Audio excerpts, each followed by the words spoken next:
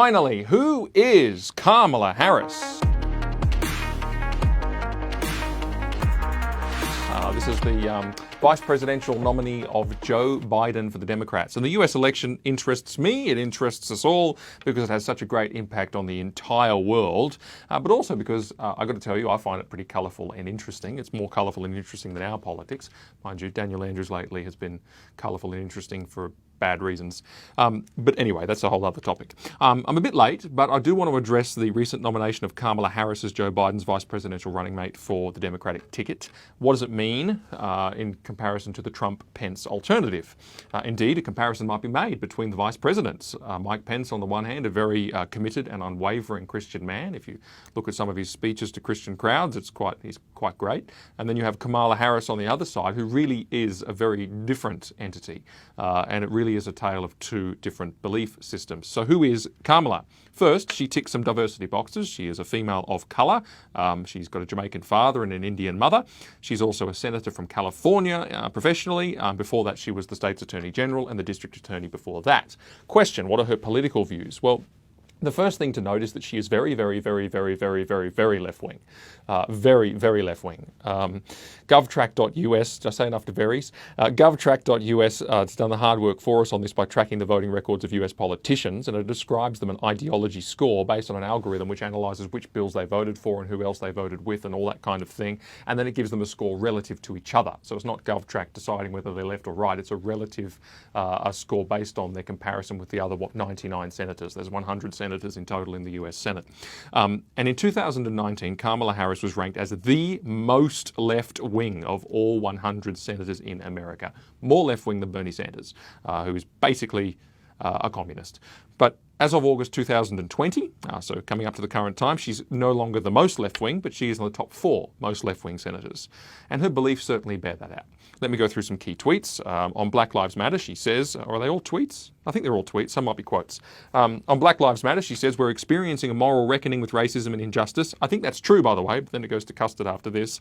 That has brought a new coalition of conscience to the streets of our country demanding change. To everyone keeping up the fight, you are doing something. You are doing something great. You are heroes of our time.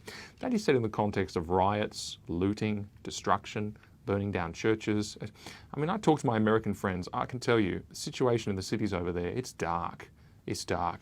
Very disconnected from the way people feel, by the way, in the cities of, around America, in the city areas in particular, in terms of just how much those sorts of actions have changed their cities. Anyway, on religious freedom, she's called the right freedom of worship instead of religious freedom on many occasions, which is typical. What it means is that it's in the 4 walls of a church only kind of thing. You can worship, but the public practice element is constrained. And she's actually said that. She said that it's constrained to someone's inner life and private activity. Quote, she said, it protects the development and expression of an inner sanctum of personal religious faith. In other words, believe what you want, but don't do anything about it. It's very common for someone of this particular ideological flavour to feel that way about religious freedom. You have to basically give away your conscience and beliefs in the public squares. On climate change, she said, climate change is an imminent threat to our planet unless we correct course. It's within our power to do so. Now is the time. On abortion, abortion is a fundamental issue of justice in America and we will never stop fighting for it. Every woman deserves safe, affordable access to comprehensive reproductive health care, including abortion. On LGBTQ issues, she is a big supporter of conversion therapy bans, a key supporter of the Equality Act, which effectively relegates basic freedoms like speech and religion below equality rights. California Representative Mark Takano has said, quote, Harris is revered in the LGBTQ community for her leadership as Attorney General. Joe Biden selecting her as his running mate reflects the deep value that both candidates share regarding equality for LGBTQ people. So there's some quotes from people and from her on some key issues. This is her legislative voting record. Some highlights, let me say some, just highlights. She supported government funding of abortion for family planning, so Title X they call that, for the Americans, you'll know. Also opposing the appointment of Justices Brett Kavanaugh and Neil Gorsuch to the Supreme Court. She supports the inclusion of safe schools curriculum in government schools. Australians, you know all about safe schools. Voting to roll back the effect of the Religious Freedom Restoration Act. She supports bans on conversion therapy, and I've talked about that topic at length in other segments to show that it isn't what it sounds like. It is basically an attack on Christianity. Voting for a new, and parents, Christian parents. She voted for a new special advisor to the Secretary of State, which is the American Foreign Minister effectively, on LGBTQ issues, to put these issues at the forefront forefront of US foreign policy. She voted to support legal abortion after 20 weeks. She opposed laws which would have required doctors to render medical care to babies born alive and left to die, which is just barbaric. She co-sponsored an act to allow abortion to the point of birth. She's opposed the Pain-Capable Unborn Child Protection Act to ban late-term abortions of babies that can feel pain in the womb. She's opposed the disincentivizing of private insurance coverage of abortion. And she opposes moves to keep Planned Parenthood out of government programs. Those are just the highlights. There are two further points I would like to make after that little menu of things, which I think I'd like to zoom in on too. First is her role in the same-sex marriage issue in California when she was the district attorney, but secondly, when she was Attorney General, her role in the David Daleiden matter. And you might say, well, what's that? I'll get to it in just a minute. I have covered it in previous episodes, but I'll give a background when we get there. And that really is the most shocking thing. So just wait for me to get to it. But regarding same-sex marriage, just quickly, as district attorney in California, she officiated same-sex weddings before they were legal. They were later declared invalid, but she did that as an activist thing, as a public official. And she also performed the first legal same-sex wedding in San Francisco. And she adds this note in her book. She says, "We were preparing for the ceremony when somebody pulled me aside to say that the clerk in Los Angeles was refusing to issue marriage licenses until he heard from the state. He clearly needed direction. It was as simple as passing me the phone. 'This is Kamala Harris,' I said. 'You must start the marriages immediately.' 'All right,' he responded, sounding relieved. 'I will take that as our notice and we will issue the license now.' I thanked him. 'And enjoy it,' I added. 'It's going to be fun.'" Same-sex marriage. Regarding the David Daleiden matter, and this is something worth just mentioning. This is something I've covered before. For those who don't know, the Center for Medical Progress and the expose videos, you can look up David Daleiden on our YouTube, and you probably find the two clips I've done.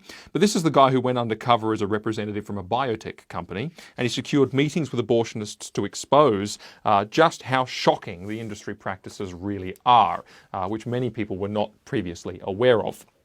They included meetings with very senior executives from America's largest abortion service, Planned Parenthood. They were all filmed, and watching them, I tell you, will turn your stomach. It's absolutely horrific, these videos. There's 12 of them, and they're quite, solid length videos of his interactions with these people and the things he saw and the things that were said. It's unreal. It's from the pit of hell. It's demonic.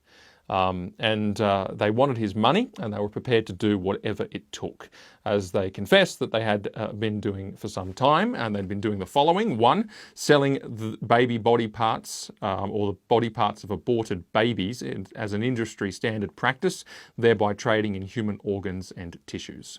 Secondly, adjusting their abortion procedures to birth late-term babies alive and harvest their organs whilst they are still alive to obtain the best quality specimens. Thirdly, providing price lists to biotech companies for such things as whole babies' heads, whole fetuses, and hearts that are still beating. You can buy those things as a biotech company off an abortionist, and they do. The expose was incontrovertible. There were those 12 videos, and in a moral world, it would have brought down the abortion industry overnight. It exposed abortionists, clinic directors, and Planned Parenthood executives at the highest levels in the true nature of their work and their industry. It showed that they were aborting babies using illegal methods and selling organs in an illegal trade. Kamala Harris was the Attorney General at the time. In the state where the expose took place, guess what she did? She had agents raid Daleiden's home and prosecuted him and his colleague, Sandra Merritt, on 15 felony charges. The first time a number of those charges had ever been laid against a journalist. And not one thing happened to the abortionists. Planned Parenthood donated $80,000 to Harris's Senate campaign, which took place after this. In November last year, Daleiden and his colleagues were ordered to pay $2.3 million in damages. In another matter that's ongoing, he and his colleague Sandra Merritt could face up to 10 years in prison. Just 2 weeks ago, Daleiden was ordered by a court to pay $600,000 within 14 days as an appeal bond, which is an amount that he has to raise in order to secure the right to appeal a ruling against him, which I don't even understand what that is, but maybe it's an American thing, or if it's Australian, I haven't heard of it. Extraordinary. And if he didn't raise the money, though, his lawyers were saying that Planned Parenthood could have the right to come and take everything that he owned.